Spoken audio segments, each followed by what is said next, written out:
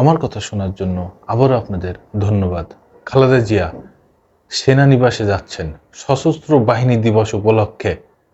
আগামীকাল যেই দিবস, সশস্ত্র বাহিনী দিবস, সেখানেই খালেদা জিয়া যাচ্ছেন, রাজার বেশে যাচ্ছেন, প্রধানমন্ত্রীর বেশেই যাচ্ছেন।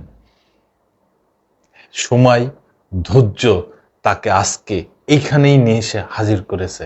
দেখেন, দীর্ঘ 15টা বছর এই ব্যক্তি জেলখানায়, তার 2টা সন্তান, একটা সন্তান জেলখানায় নির্যাতনে মারা গেছে, আরেকটা সন্তান বিদেশের মাটিতে রয়েছে।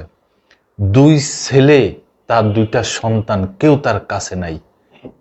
ইভেন দীর্ঘ 15 বছর সে এই অন্ধকার কারাগারে।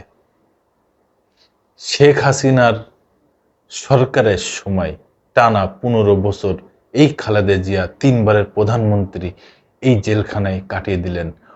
অনেকভাবে শেখ হাসিনার সরকারকে রিকোয়েস্ট করা হয়েছে যে খালেদা জিয়াকে একবারের জন্য বিদেশে চিকিৎসা করতে দেয়া হোক, কিন্তু দেয়া হয়নি, তাকে জেলখানায় রেখে দেওয়া হলো। সেই খালেদা জিয়া সময়, ধৈর্য দুটাই পরীক্ষায় আজকে তিনি পাশ করেছেন। আজকে তিনি সশস্ত্র বাহিনী দিবসে মেন প্রধান অতিথি হিসাবেই তিনি যাবেন এবং ওখানে বসবেন।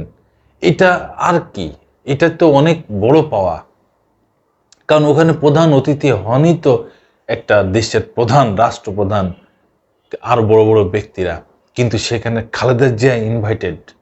এবং বিএনপির যে ভাইস চেয়ারম্যান তারেক জিয়া, তিনিও ইনভাইটেড হয়েছেন, কিন্তু তিনি তো আর দেশে নাই কিংবা দেশে আসতে পারতেছেন না, যার কারণে তিনি তো আর যাইতে পারছেন না। কিন্তু সম্ভাবনা আছে যে আগামীকাল খালেদা জিয়া ওই সশস্ত্র বাহিনী দিবসে অতিথি হয়েই যাবেন, রাজার বেশে, প্রধানমন্ত্রীর বেশে। এটাই হচ্ছে মানুষের ধৈর্যর ফল। আর দীর্ঘ টানা 15 বছর যেই ব্যক্তি মানুষের ভিতরে ভয় ধরিয়ে দিয়েছে, মানুষের ভিতরে একটা নাম ঢুকিয়ে দিয়েছে জোর করে, বারবার, আজকে তারা কোথায়? সেই নাম কেউ তো মুখেও নিচ্ছে না আজকে, সেই দলের নামও কেউ মুখে নিচ্ছে না, সেই ব্যক্তির নামও কেউ মুখে নিচ্ছে না, বরঞ্চ তারা এই দেশ থেকে পালাতক, বিতাড়িত। 2024 সালের 5 আগস্ট গণ অভ্যুত্থানের মাধ্যমে ছাত্র জনতা আন্দোলন এই বাংলাদেশ থেকে তাদের বিতাড়িত করে দিছে। তারা হাজার হাজার কোটি টাকা দুর্নীতি, লুটপাট করে দেশ থেকে পালিয়ে গেছে। তারা নাকি মুক্তিযুদ্ধের দল, তারা নাকি চেতনার দল। তারাই আজকে এই জনগণ রেখে, তাদের কর্মী সমর্থকদের রেখেই বিপদের মুখে ফেলে তারা পালিয়ে গেছে। আর এই খালেদা জিয়া দীর্ঘ 15 বছর জেলখানায় থেকেও তিনি দেশের মাটি ছেড়ে যান নাই, তিনি এই জনগণ ছেড়ে যান নাই, তিনি এই দেশের মাটিতেই আছেন। তার 2 ছেলের থেকে তাকে আলাদা করে দেওয়া হয়েছে, ছোট ছেলে তো কোকো মারাই গেল, তারপরেও তিনি এই দেশের জনগণকে রেখে যান নাই, তিনি এই দেশেই অন্ধকার কারাগারে ছিলেন। আজকে সেই পরীক্ষায় উনি পাশ করেছেন, আজকে তিনি মুক্ত বাতাসে ঘুরে বেড়াচ্ছেন, এই 3বারের প্রধানমন্ত্রী।